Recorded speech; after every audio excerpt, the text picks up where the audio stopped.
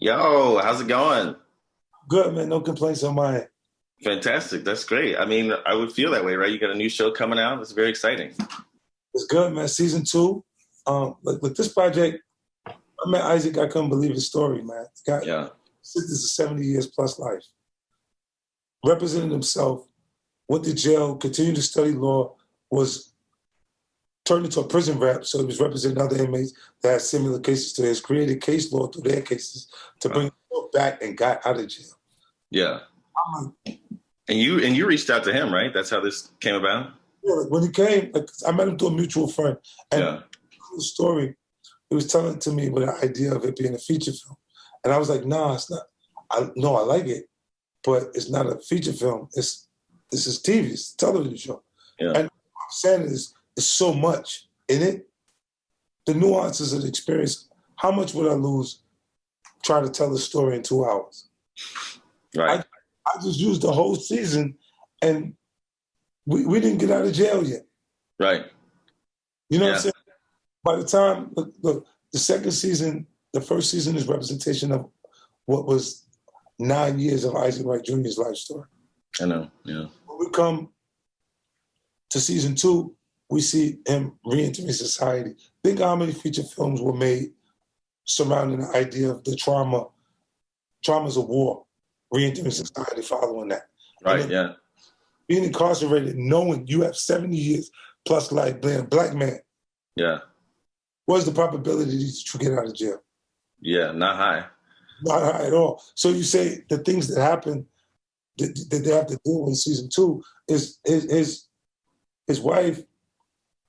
We see the love of a female child with her dad when she's Hmm. had mom as an example of loving her dad. She loves that love is almost unbreakable, Yeah. and she never breaks. She just loves her dad to death. I The know. when she's her needs over 10 years, when your best friend is the only place that she's comfortable placing her head because she hasn't shook you yet. Right. And then he turns into her love interest in the show. Hmm. But coming home, you go, and it's my best friend in the world. Yeah. So at points, it's complex, man. Dealing with that, I know. Yeah. not wrong, actually. Like you said, the most expensive thing we spend is time. Yeah. Right? So if there's we can't get it back, man. Yeah. We can't get back. So if you go over that time period, if she didn't find it new because she was still stuck on you, and your best friend is the only person that she spent time with, did it? Hmm. It just happened. Yeah. Yeah, I mean, the show has a lot of complicated relationships, and I really love the way. I mean, I know, like you said, we didn't get to a full resolution because we're still, still haven't gotten out of prison, but it's an incredible show. I did want to ask because I got like a couple minutes here. When your character is introduced, the "Welcome to the Party" plays by Pop Smoke. I know you all had famously had the Woo. Like, how important was it for you to have Pop Smoke's music in this show? It was like I was thinking of what would play during the intro. And I Yeah, was, oh no, it has to be this. Like, because of the timing of it, Pop Smoke, like me announcing that you wouldn't have that album right now, the Pop Smoke album, you wouldn't have that if it wasn't for me. yeah, Because Steven Victor, the guy who signed to, is not from the streets at all. So he's still dealing with what just happened. So he was not thinking about making a record. It was the last thing on his mind. Like, yeah, but we can still finish the album. I'm like, no, we got to finish the record because that's going to be all it represents him. yeah. And I didn't care. I didn't take one dime from it. Record is currently number one on Urban Really? right now. Wow. Because I know I completely influenced that kid. Yeah, Pop Smoke is concerned, 50 Cent is his strongest musical influence. And you see him make between his deluxe and the record that we released, it's probably 7 to 8 references to music that I'm, you know what I'm saying? In yeah, records. And when I'm listening to the records in pieces, I'm going, yo, it kind of got, I didn't realize his name was Jackson. right. It was eerie, like it was starting to feel weird when I was putting it together. Yeah, I'm happy with it. And he said to me he wanted his mom. I said, tell me one thing that you want to happen. And he was like, I want to take my mom to one of these award shows. Right? Yeah. And he didn't take her, but he won the award. Mm-hmm. You know what I'm saying? And that's exciting enough for me to be able to, from my desk, make that happen. Yeah. It feels like I'm still in tune and in touch with the culture. Like, cause when you see, Spotify, they called me, did an interview with them about Mini Men, because it's called the most influential song of 2020 because two artists that have been #1 and 21 Savage and Pop Smoke, both record in the same time span. And I'm like, it really just feel like that. That record was a war chant. Yeah. Like, artists, when we're in painful moments, it's the point that we can create things that are pure. That's beautiful. I don't care Yeah, I was going to say, and I feel like that's what you've done with this show too, honestly, because you can feel a lot of the soul that you're talking about music with. You can feel that throughout the season. So I really appreciate you doing that for us. Oh, and you're looking, you go, when you see the flawed characters and you recognize them and you know it, you could have been in power. Why you could be in those play characters in those shows is because they're characters you go, no, I know this person. Yeah.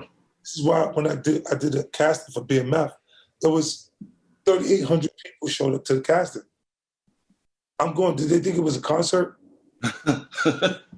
You don't usually get 3,800 people to show up to anything. Like, they're like, no, these are not trained actors. These are people that read the lines until they know the lines and they want to perform. Like, yo, put me on, boy. Like, what are we talking about? Let's make it happen. That's incredible. I gotta run. Sadly, I wish I could listen forever because these stories are incredible, man. We could be here all day with this. I know, right? No, I really appreciate it. Thank you for spending some time on this, and good luck with season 2. All right, thanks, man. Hey, y'all. Hello. How's it going? Hey. See, I thought all that stuff up top was going to be in the interview too. I was like, this is great. We can do that again. Your hair, you're killing it, yo. Beard looks great. My hair. Okay. Yeah, your beard's good. Thank you so much.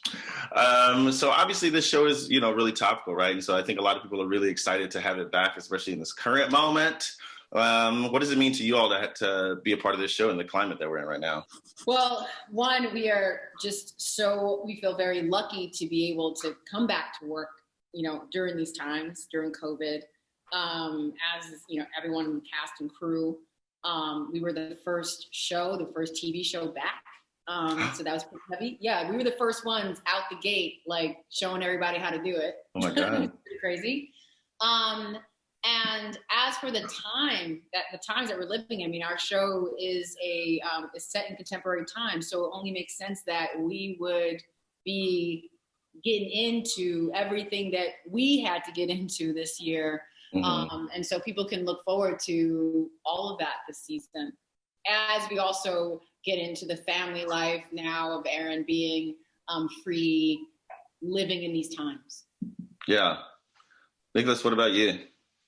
It means everything that, we are able to be a show that started out wanting to tell a story about social, justice, the social justice system and the injustices within that system.